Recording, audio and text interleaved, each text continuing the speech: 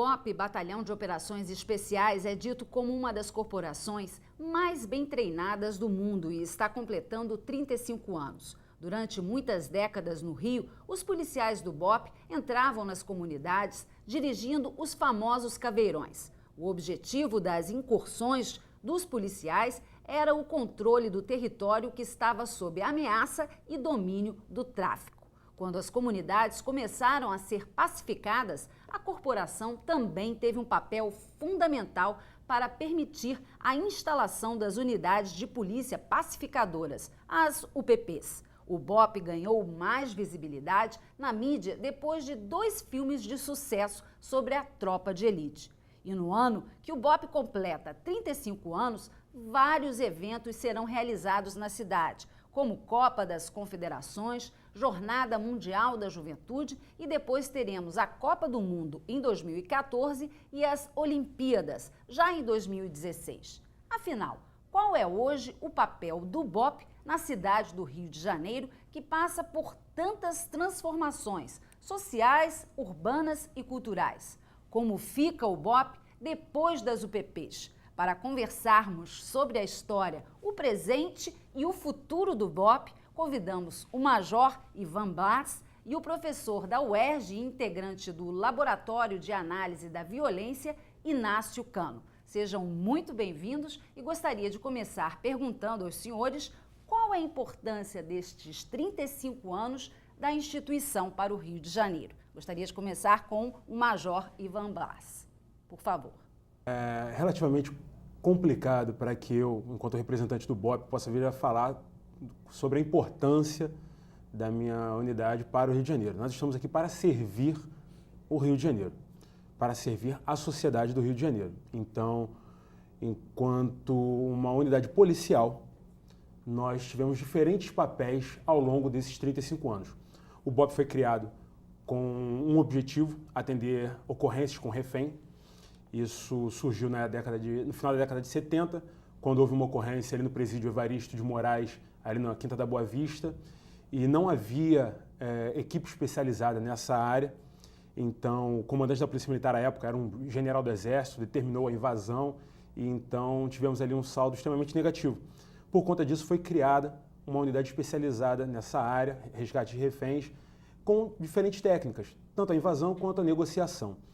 E assim desenvolvemos inúmeras técnicas para que pudéssemos atuar nessa área.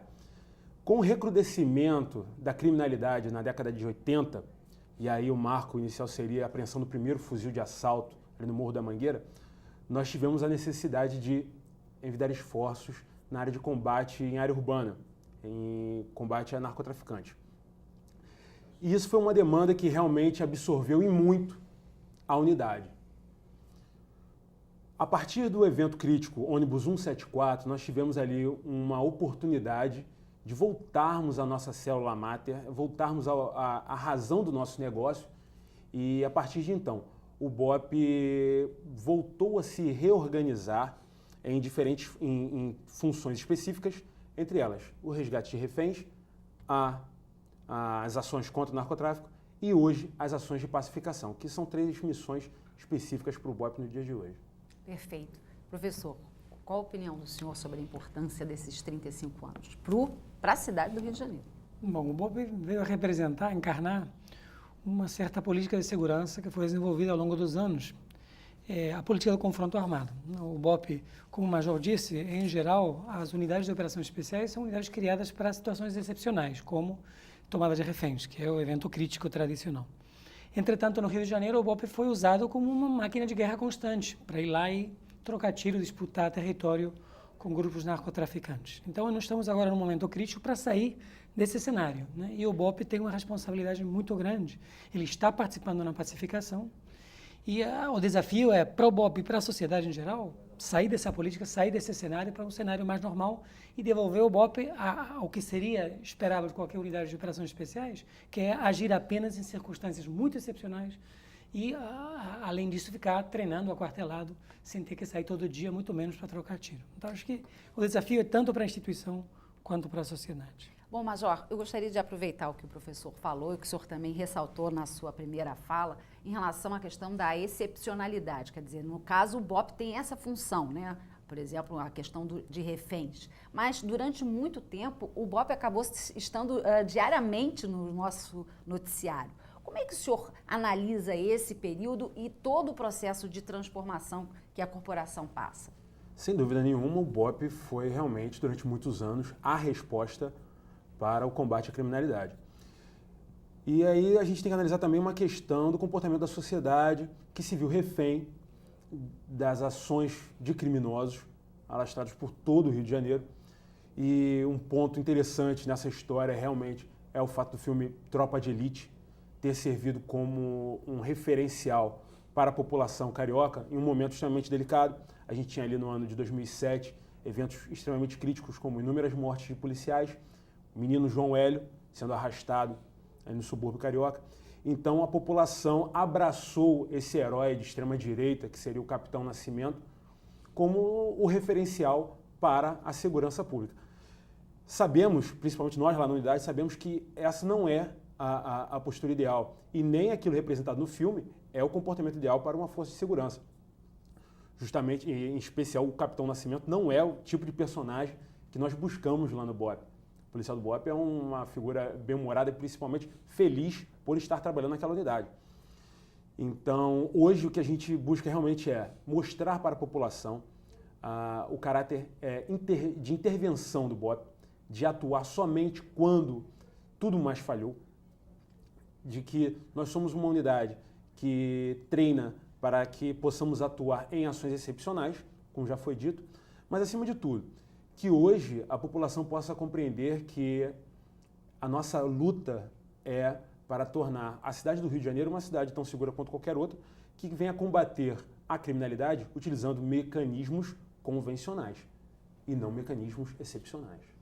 Professor, ele citou a questão do filme, né? Quer dizer, da mídia e até do personagem, né? Do Nascimento. Mas, por exemplo, há também no filme o personagem da questão da corrupção. Eu queria que o senhor falasse exatamente sobre a análise dessa questão da corrupção na sociedade, dentro de vários setores da sociedade e a questão da violência. De que forma isso pode ser analisado ainda hoje? Há uma relação muito estreita, muito profunda entre corrupção e violência. Em geral, a violência muitas vezes é uma ferramenta para aumentar os graus de corrupção.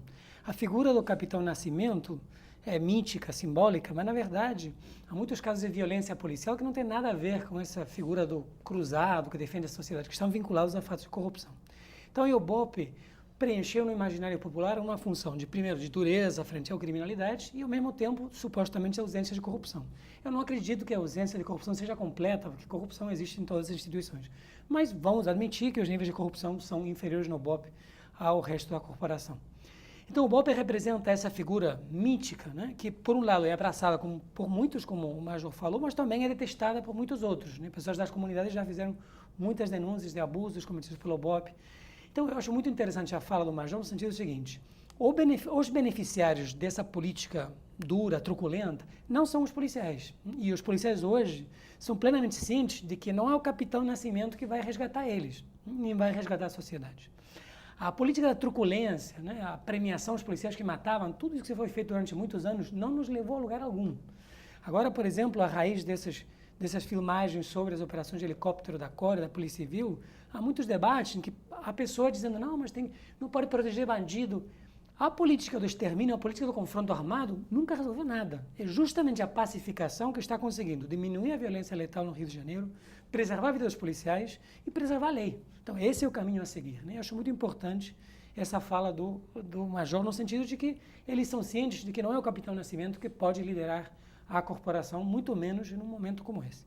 Agora, é necessário também algumas mudanças simbólicas. Então, por exemplo, o símbolo do BOP é uma caveira com uma faca. Isso não pode ser um símbolo de uma fase de pacificação, né? Eu já presenciei, por exemplo, imagens de policiais do BOP fazendo trabalho com crianças, de esporte, judô, etc. O que me parece bom. Agora, a criança não pode ir com uma caveira e numa faca, porque isso é símbolo de morte, é símbolo justamente de confronto. É um símbolo que é usado pelas forças especiais dos exércitos de alguns países. Então a gente vai ter que se transformar e o BOPE também tem que se transformar. Bom, alegam que esse símbolo, na verdade, significa um estado de superação. Como é que o senhor analisa essa crítica, Major? É compreensível, isso em vários países do mundo, isso já foi também modificado. É um símbolo que surgiu nas forças militares lá na Segunda Guerra Mundial, com a SAS, o Special Air Service, que mostrava realmente ali a figura da Inglaterra sofrendo com a ameaça da invasão nazista. E Churchill, então, monta um pequeno grupo de homens dotados somente de coragem e pequenos armamentos, capazes de atravessar o Canal da Mancha e cumprir missões de sabotagem e destruição na costa francesa para impedir o avanço da marinha nazista. A partir daí foi criado o grupo de comandos, e então eles adotaram esse símbolo, a faca na caveira, como sendo, sim, a caveira simbolizando a morte, mas a faca simbolizando a arma fundamental do soldado, e a faca na caveira representando a vitória sobre a morte. Então, nada mais é do que um fator motivacional para o público interno de determinadas instituições militares. E, sim, esse símbolo foi muito eficaz em vários países e no BOPE ele é algo extremamente cultuado. Realmente algo... Nós somos conhecidos como caveiras.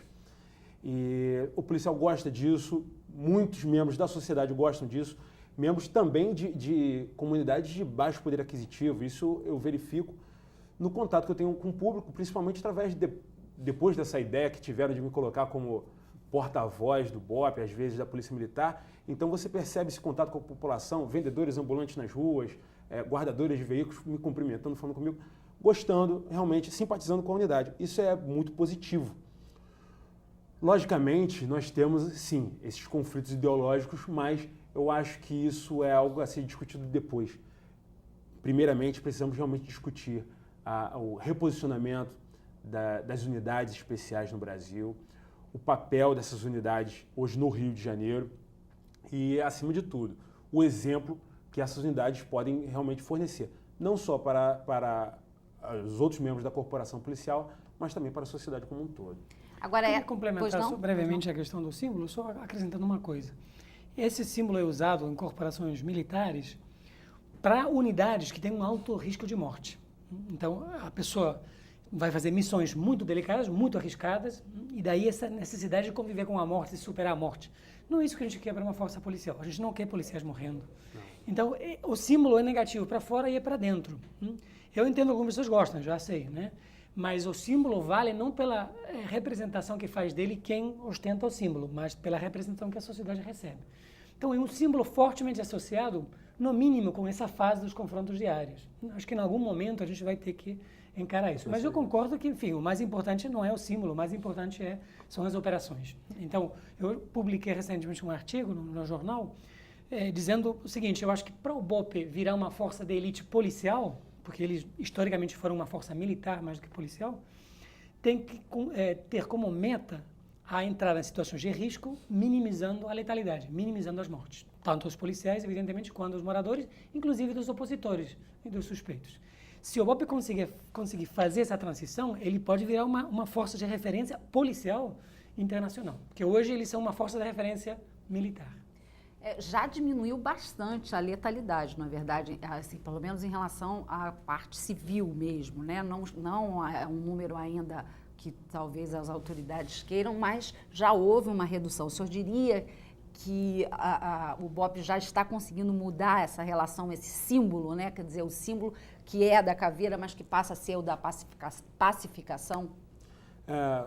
Com relação a esse artigo que o professor escreveu no Jornal de Grande Circulação, eu li, inclusive, vislumbrei ali realmente algumas posturas que nós já estávamos adotando na unidade. E realmente, são grandes desafios que nós temos pela frente. Hoje, realmente, esses casos de letalidade ainda existem, ainda ocorrem, porém, são em quantidades infimamente menores do que algumas épocas passadas. Mas, em se tratando de letalidade, não há números, certo? São casos que realmente... Deixa eu interromper. O professor diz no artigo assim: em 2012 foram registrados 414 mortes de civis em operações policiais, o número ainda muito elevado, mas bem inferior aos mais de 1.300 registrados em 2007. Isso, exatamente. Épocas absurdas. Eu entrei na Polícia Militar em 2000, uma época que você perdia por mês 15 policiais militares, 20 policiais militares. Então, era uma época extremamente delicada. Contudo, hoje, a legitimidade, a popularidade que a marca nos traz, ela nos permite atuar sob diferentes formas, ainda com alguma respeitabilidade. Por exemplo, estamos agora preparando uma grande ação que será futuramente a ocupação do Complexo da Maré. Temos ali uma comunidade, talvez a mais mobilizada socialmente no Rio de Janeiro, que tem ali inúmeras organizações não governamentais nascidas e criadas ali mesmo no seio da comunidade. E a ação preparatória para essa ocupação, mais do que levantamentos de inteligência, mais do que escutas telefônicas, mais do que filmagens, tem sido o contato com iniciativas populares feitas pelo BOPE ali naquela localidade, para que possamos realmente compreender, entender aquela localidade e assim atuarmos de uma forma mais eficaz, tanto para a força policial quanto para a sociedade, para a população ali que nós estamos encontrando. A propósito das operações da Maré, infelizmente, nós temos recebido, né, muitas denúncias das operações do BOPE na Maré recentemente, sobretudo de policiais que teriam entrado nas casas sem mandado, quebrado as portas, enfim, desrespeitado a lei e ameaçado moradores. Então, isso é trágico para o BOPE, é trágico para a segurança pública, porque o principal bem de uma força policial é a confiança da população. Então, se se inicia já com esse tipo de atritos de resistência e atuações ilegais, é muito difícil depois recuperar a confiança, né? Então, enfim, é muito oportuna essa menção, porque isso exemplifica muito bem, por um lado, oportunidades que temos e avanços possíveis, por outro lado, ainda temos intervenções que nos lembram dos velhos tempos, das velhas intervenções. Policial que entra sem mandado, que quebra a porta, isso não pode acontecer, né? Fato é que é notório que estamos vivendo realmente um momento de transição. Ainda existe um lastro existente do passado, mas há um futuro acenando com grande positividade. Pois é, para falar sobre esse passado e esse futuro e toda essa complexidade, nós vamos falar no segundo bloco, daqui a pouco. Voltamos já já.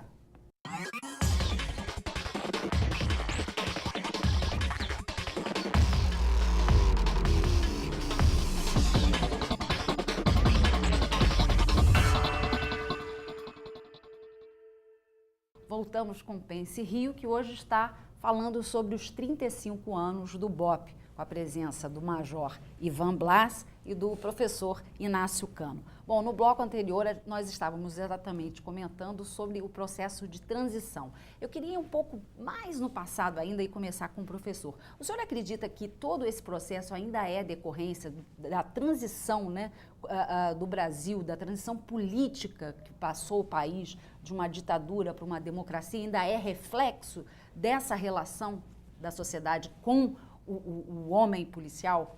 Evidentemente, a ditadura não fez nenhum bem para a relação entre polícia e comunidade, porque policiamento se baseia na legitimidade, na aceitação da população. E durante a ditadura, o Estado quer controlar e reprimir a população e não contar com a sua legitimidade. Mas as raízes mais profundas dos problemas de relacionamento entre sociedade, sobretudo entre os grupos mais humildes da população e a polícia, são muito anteriores à ditadura, né? Nós temos que pensar, por exemplo, que quando a polícia foi criada no Brasil, uma das suas funções era açoitar escravos, que eram entregues pelos donos para serem açoitados e depois devolvidos. Isso na época era um avanço, porque significava o fim da privatização, da punição, que era colocada sob controle público. Mas é só para a gente ter uma ideia de que as raízes dessas dificuldades do relacionamento, né, e da política de segurança pública em geral, são muito antigas e anteriores à ditadura. É uma questão muito debatida na academia, até que ponto a ditadura tem um papel importante no quadro que a gente vê hoje em dia, mas na minha avaliação, os principais problemas, as raízes mais profundas, são muito anteriores à ditadura. Major, como é que o senhor analisa essa questão? E eu queria que o senhor falasse um pouco daqui para frente, quer dizer, o senhor sendo essa figura da comunicação, o senhor acredita que, de repente, é através da palavra mesmo que vai ser o principal símbolo dessa melhor relação entre sociedade e polícia? Sem dúvida. É através da comunicação que nós teremos aí um futuro melhor.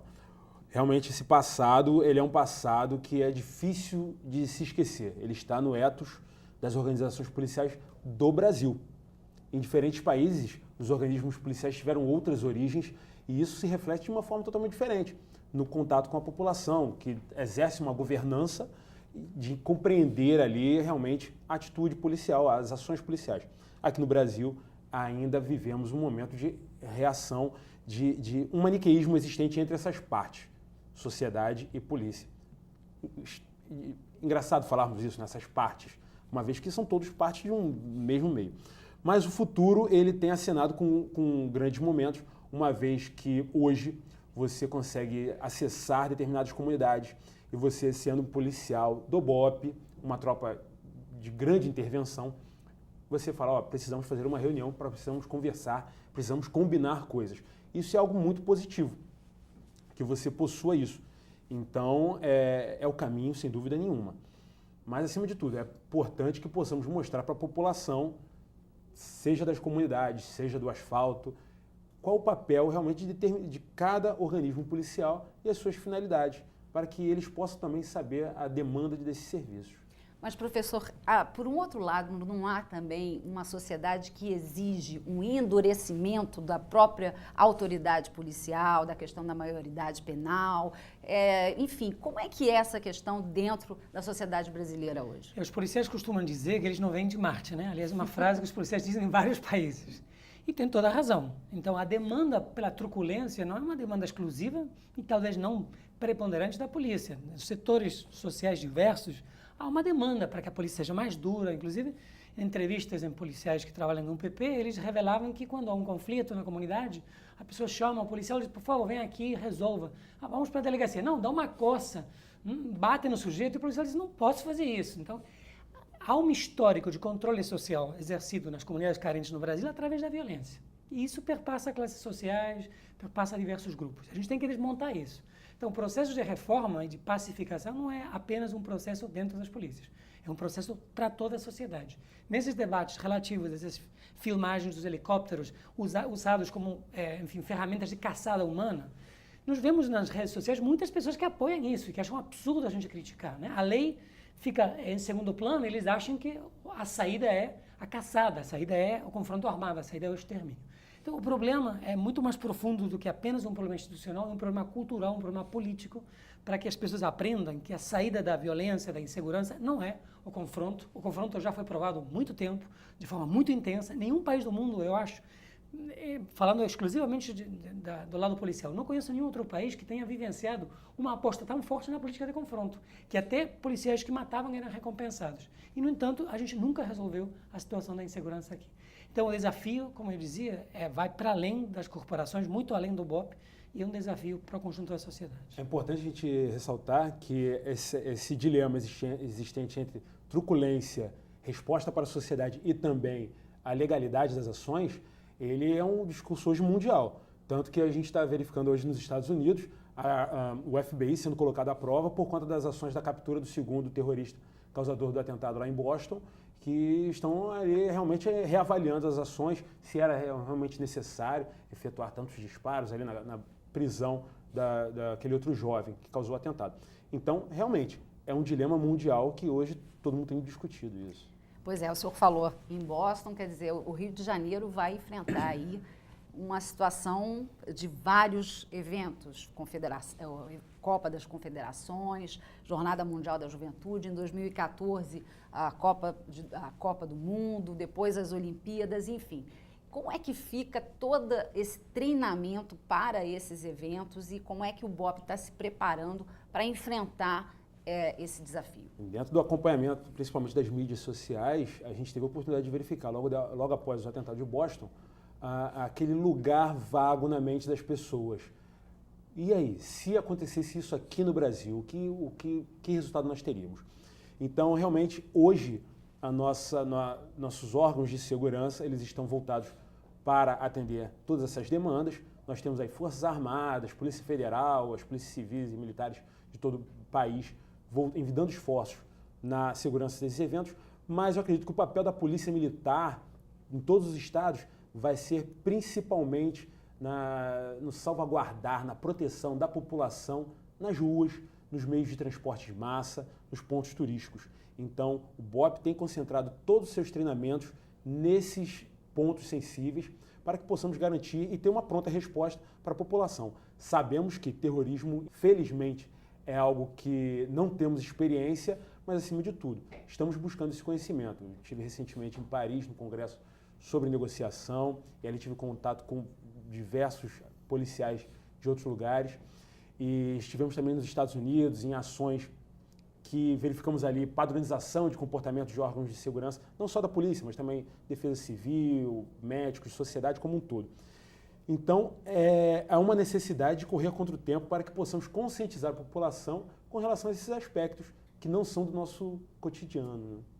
Como é que o senhor analisa essa questão, professor? Olha, eu não estou tão preocupado no sentido seguinte. Bom, a questão, o Brasil não é um alvo tradicional de terrorismo, a sua posição internacional não representa um nível elevado, sempre há um certo risco, até porque vão ter pessoas no mundo inteiro aqui. Mas a segurança durante os jogos, a gente já teve grandes eventos, não desse porte, mas de um porte considerável. Não é tão difícil, vai ter um policiamento intensivo, proteção de determinadas áreas, alguns projetos sociais. Nenhum grupo social significativo dentro do Brasil tem um interesse em atrapalhar os grandes eventos. Até porque são um grande negócio, até para a criminalidade organizada, que vende mais drogas, etc. Agora, a situação dos jogos, dos mega-eventos, é um desafio para nós, para aproveitar eles, a visibilidade que nós temos agora, os recursos que nós temos agora, para melhorar nossa segurança, não só até os jogos, mas sobretudo depois dos jogos. Muitas pessoas que moram em comunidades se perguntam se a pacificação, se os investimentos vão acontecer só até 2016, vão ir além, né? E muitos policiais também se perguntam isso. Então, nós temos 4 anos para mudar o cenário de segurança do Rio de Janeiro, para que isso vire aqui uma cidade, entre aspas, normal do ponto de vista da segurança. Se a gente conseguir, acho que a gente tem chances de melhorar significativamente a qualidade de vida das pessoas. Se a gente não conseguir mudar esse cenário, em 2017, com menos recursos, com menos visibilidade, existe o risco de retrocesso. Bom, nós estamos chegando ao final do programa. Eu gostaria que os senhores fizessem as considerações finais, analisando aí a importância dessa instituição e dos seus desafios. Por favor, Major. Eu só tenho a agradecer essa oportunidade e dizer que são momentos como esse que nós temos aqui realmente a oportunidade de crescimento, para que possamos ter ali contato com pessoas que estejam pensando sociedade, para que a gente possa realmente vislumbrar um Rio de Janeiro após os grandes eventos e um Rio de Janeiro cotidiano com mais segurança, com mais viabilidade, com mais qualidade de vida. É isso que o policial do BOPE busca, é isso que o policial militar hoje busca, é isso que toda a sociedade deseja. Professor? Eu acho que o desafio é o seguinte: se o BOPE representou excelência na velha política do confronto, a oportunidade agora é voltar a representar excelência numa nova política, que é a política da pacificação, da redução da letalidade, a redução das mortes. Então, o BOPE tem que pegar esse desafio e se manter numa posição de excelência num mundo que está mudando para melhor. E acho que eles têm uma oportunidade de jogar um papel muito importante nesse sentido, para que daqui a outros 35 anos, alguém como você venha aqui e faça um programa em que mostre, olha, 35 anos atrás a gente fazia aquilo, hoje fazemos uma coisa bem diferente, não morre ninguém, a situação é bem melhor do que antes. Muito obrigada pela presença do Major Ivan Blas e do professor Inácio Cano, e o Pense Rio fica por aqui. Até a próxima.